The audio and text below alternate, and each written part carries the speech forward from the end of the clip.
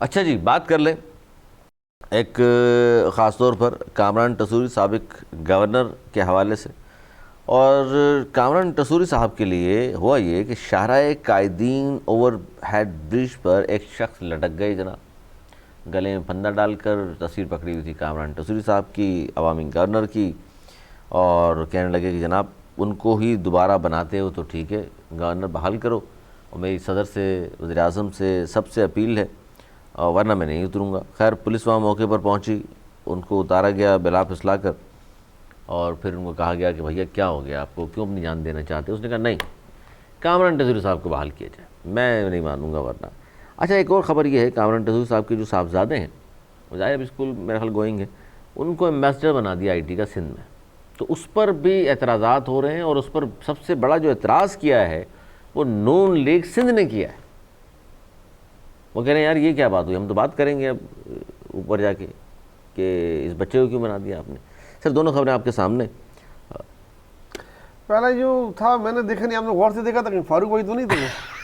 अच्छा, बात सही कह रहे हैं आप, मैंने वीडियो गौर से इसलिए देखी, मैंने कहा फारूक साहब मतलब मोहब्बत में सब तक वही जा सकते हैं, वैसे मुझे उम्मीद उन्हीं से, आपने सही कहा ये फारूक भाई तो नहीं थे। 10 मिनट तक लटका रहा फंदा डाल के, और वो उसको कुछ भी नहीं हुआ। ये भी बड़ी एक अचानक अजीब सी बात है और हैरानकुन बात है। बड़ी कामरान टसूरी के लिए मुबारकबाद कि आपके चाहने वाला एक है ऐसा जो आप। अच्छा, हालांकि सबसे ज़्यादा उम्मीदें उनको MKM से थी, हालांकि जो बंदा लटका वो MKM का नहीं है। अच्छा, वो MKM का भी नहीं है? ओहो हो, ये तो बड़ा मसला हो गया। फारूक साहब भी नहीं है और फारूक सत्तार भी नहीं है।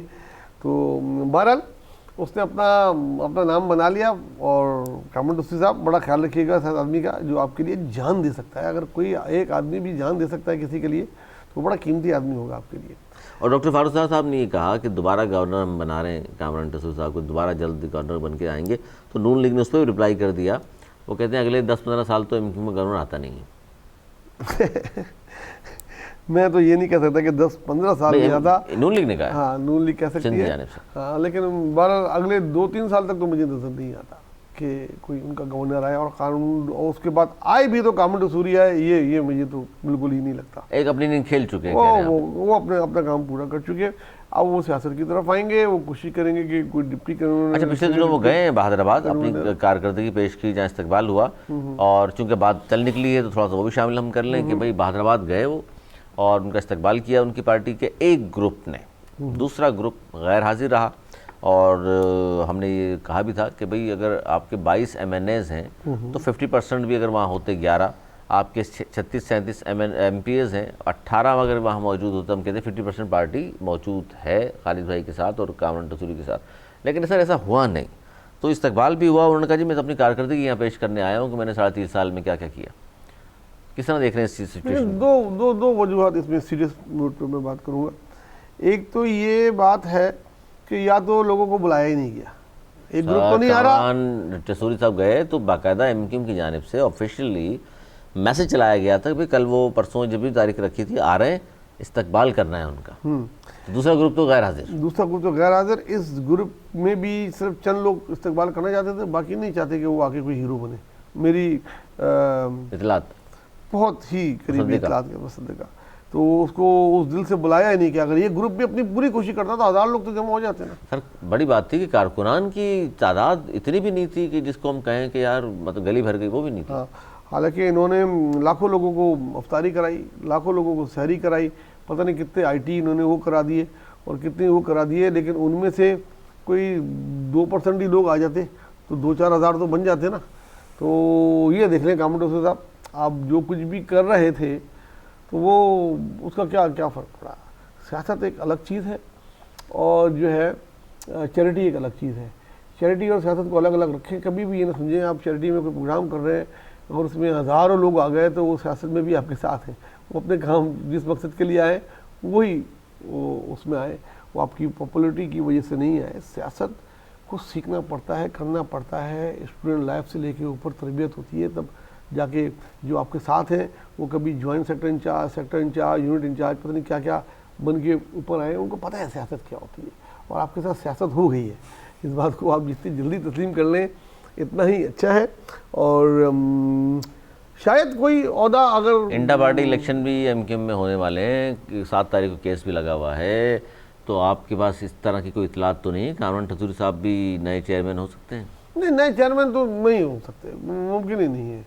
देखिए मुमकिन क्यों नहीं? मुमकिन इसलिए नहीं है, गवर्नर बनना मुमकिन है, चेयरमैन बनना मुमकिन नहीं है। देखिए गवर्नर की तो उनकी लॉटरी खुल गई थी खुद उस वक्त, एमक्यूएम ने बोला हमें नहीं पता कैसे बन गए, हमने नामजद नहीं किया। यहाँ अगर ऐसा हो जाए? यहाँ हो नहीं सकता, पॉलिटिकल पार्टी है ना, कुछ भी अगर हो गया तो लोग मानेंगे नहीं। हाँ, गवर्नर में तो आ गया एक आईनी एक लेटर आ गया, भाई आप बन गए, आप बन गए, अब माने ना माने मानना तो पड़ेगा। इंटर पार्टी इलेक्शन होंगे, उसमें कारकुन वोट डालेंगे, कारकुन इनको हार्डली जानते हैं, जब से गवर्नर बने उससे पहले कोई ताल्लुक वास्ता नहीं रहा इनका, और उनके मुकाबले में जो लोग होंगे वो 30 साल से सियासत कर रहे हैं। एमक्यूएम की सियासत इस किस्म की है कि वो उनके कारकुन जब देख लेना यार ये तो फंक्शन लीग से आया है, इसका ताल्लुक नीचे से नहीं आया, ये कभी यूनियन इंचार्ज सेक्टर में नहीं रहा, ये फलां, इस चीज़ को बड़े माइंड में रखते हैं वो। देखिए उनके जो मुकाबले में होंगे, चाहे वो खालिद मकबूल हो, चाहे फौज सत्तार हो, चाहे मुस्तफा कमाल हो, ये सारे नीचे से ऊपर आए हैं। उनकी दिहाइयाँ हैं, दिहाइयों से काम कर रहे हैं वो एमक्यूएम के लिए, 35-40 साल लोग जानते हैं उनको।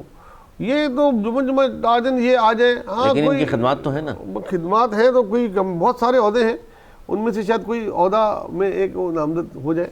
कारकुन 15 रुकनी कारकुनों की कमेटी होती है, वही बड़ी कमेटी के जो मेंबर होते हैं 15 रुकनी, वो बड़े अहम होते हैं जनाब। और अब तक कमेटी में एक उसकी अहमियत होती है, डिप्टी कन्वीनर या सीनियर डिप्टी कन्वीनर की तो मैं बात ही नहीं कर रहा। तो ये बड़े ओहदे बड़ी बहुत कुछ देने के बाद मिलते हैं, तो मैं नहीं देख रहा उनको, मैं जितनी सियासत मैंने देखी है इसमें मुझे कोई उम्मीद नहीं है, कोई उम्मीद नज़र नहीं आ रही कामरान टसूरी साहब के हवाले से, नवाज़ ज़ुहैरी साहब को। और इंटर पार्टी इलेक्शन जाते जाते एक लाइन का उसमें तस्वरा कर दें कि 7 तारीख को इंटर पार्टी इलेक्शन के हवाले से बुला लिया उन्होंने जनाब इस्लामाबाद में। जो आप मुझे चाह रहे हैं कि मैं एक लाइन में कर दूं, उसके लिए एक पूरा प्रोग्राम होना चाहिए। सर आपने किया है पार्टी इलेक्शन, नहीं मैं इसलिए कह रहा हूँ एक लाइन में, ये सिर्फ बता दें आप, देखिए कि अब इनको कराने पड़ जाएंगे या नहीं?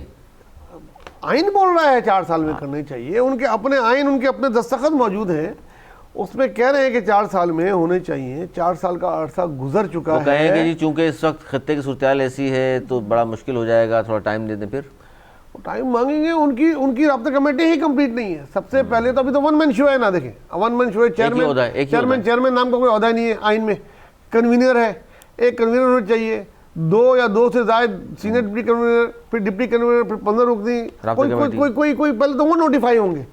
अच्छा मुझे तो इस पर भी एतराज़ है और बड़ा सख्त एतराज़ है कि यार आप 15 रुकनी राब्ता कमेटी बनाते हो। सर राब्ता कमेटी तो बनी थी अल्ताफ हुसैन राब्ते के लिए, लंदन में थे, अब राब्ता कमेटी किससे राब्ता करती है? आवाम से। आवाम से तो सारे अवामी नुमाइंदे हैं। देखिए मैंने इनका पूरा आइन पढ़ लिया है ना, उसमें राब्ता कमेटी का बहुत बड़ा काम है। राब्ता कमेटी जो है ना, फिर वो सब कमेटियाँ बनाती हैं और वही के अलग अलग काम है। डिसिप्लिनरी एक्शन अगर कुछ हो गया तो वो एक सब कमेटी होगी, वो होगी। इलेक्शन के नॉमिनेशन है उसमें वो करेगी, सेनेट का उम्मीदवार को चुनना है तो वो कमेटी करेगी, MP MNA को टिकट देना है तो वो कमेटी फैसला करेगी, इंट्रा पार्टी इलेक्शन कराना है तो वो कमेटी फैसला करेगी। तो उनके बड़े काम हैं, लेकिन वो नोटिफाई नहीं है। अभी एक आदमी के गिर्द पूरी पार्टी घूम रही है, तो सबसे पहले तो वो सब नोटिफाई होंगे, एक लंबा प्रोसीजर होगा इलेक्शन का। मेरे ख्याल में टाइम मांगेंगे। अब देखते हैं कि अदालत कितना टाइम देती है इनको। और आप इस किस्म की कोई ख्वाहिश ना रखें, जो PTI के इंटर पार्टी इलेक्शन ना होने पे जो उनके साथ हुआ था, ऐसा कुछ नहीं होने जा रहा। खातिर अपनी जो है ना वो जमा रखें। कुछ लोग बातें कर रहे थे कि PTI की जब इंटर पार्टी इलेक्शन नहीं हुए तो उनके साथ ये हो गया, वो हो गया, उनकी रुकने खत्म हो गई। ये तो फिर आपने वही बात कर दी ना, आज मौलाना करेंगे कुछ नहीं होगा, PTI करेंगे यही होगा। आप कह रहे हैं MQM कराए ना कराए कुछ नहीं होगा, PTI नहीं कराए तो फिर बहुत कुछ होगा। ये देखिए अगर इन्होंने इंटर पार्टी इलेक्शन नहीं कराया, दूसरे अल्फाज में आप ये बता रहे हैं कि जी सबके साथ यकसा सलूक नहीं हो रहा। नहीं हो रहा। मैं क्यों गलत बयानी करने की आदत नहीं है, और जो दिख रहा है वही दे रहा हूँ। लेकिन इंटर पार्टी नहीं कराने का इनकी पार्टी में बड़ा असर पड़ेगा। जितना देर होगी इतनी ही आपस में फ्रैक्शन बढ़ेगा, और जितनी जल्दी इंटर पार्टी इलेक्शन हो जाए और खुश नसीबी से हो जाए तो वो ही बहुत अच्छा है MQM पाकिस्तान के लिए।